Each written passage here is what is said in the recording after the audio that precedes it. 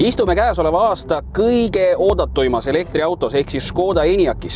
Eelmisel aastal elektriautode ostutoetuste abil telliti nende autosid rekordiliselt 30 tükki ette, ilma et inimesed oleks saanud proovida üldse selle autoga sõita.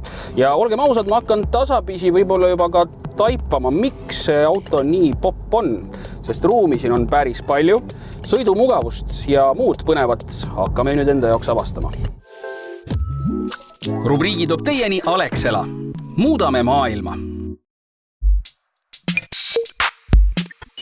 Meie kätte usaldati täna see kaunis taevasinine iludus, millel on 62 kilovatt-tunnine aku ja 132 kilovattine mootor, mis viib seda autot 0-100 umbes 8,8 sekundiga.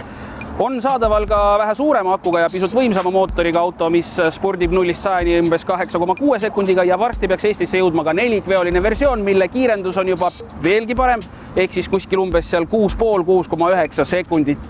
Tootja lubab, et suurema akuga on võimalik autoga läbi sõita korraga üle 530 kilomeetri. Meil on väiksema akuga auto ja me veel täpselt ei oska öelda, kui palju me läbi sõita saame, aga kohe uurime järele.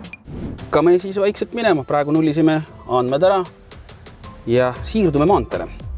Tänapäeval on autotootjate seas samamoodi läinud lahti nii-öelda sotsvõistlused, et kes suudab siis kõige veganimat autot valmistada. Siin Škoda puhul on vist on sama trendi jälgitud, et kui me vaatame seda kaunist sooja ja pehmet sisu siin, siis vähe sellest, et seda trendi on jälgitud, on Škoda vist läinud ka seda teed, et tehakse taaskasutust võimalikult palju, et kui näiteks siin paari aastaga saab isu täis sellisest värvist sisust, siis võid lasta sellest riidest endale õmmelda üks selline moodne teksaülikond ja siis autole istme ja katted juba paigaldada mõnest muust materjalist.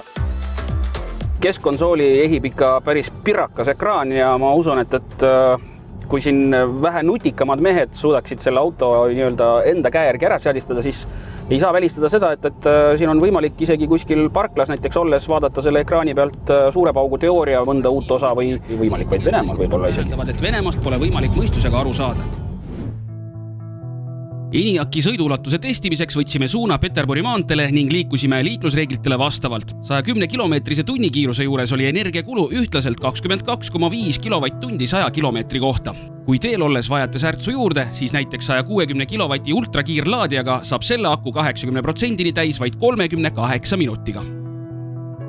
Ja olemegi siis oma katsetuselt tagasi linna jõudnud ja kokkuvõtteks võimegi öelda, et konkreetselt sellel autol siis seda väiksemat akut jagub maanteesõidu puhul siis pisut alla 300 kilomeetri, linnas kindlasti rohkem, küll aga suurema aku mahutavusega Škoda Enyaq võimaldab sõita juba oma 100 kilomeetrit rohkem, nii et kokkuvõttes võime öelda, et Škoda on taaskord jõudnud ühe väga tähtsat verstaposti juurde, nad on teinud ilusa, ruumika, mugava ja üsnagi korraliku sõiduulatusega elektriauto.